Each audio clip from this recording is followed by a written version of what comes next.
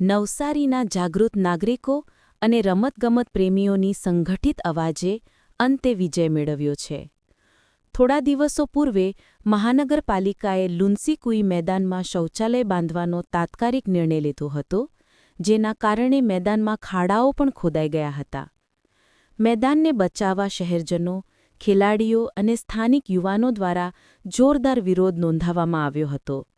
Collector સહિત ઉચ્ચ કક્ષાએ રજૂઆતો થઈ અને શહેરના નાગરિકોએ ખુલ્લા મેદાનમાં શૌચાલય બનાવવા સામે વિરોધ કર્યો હતો.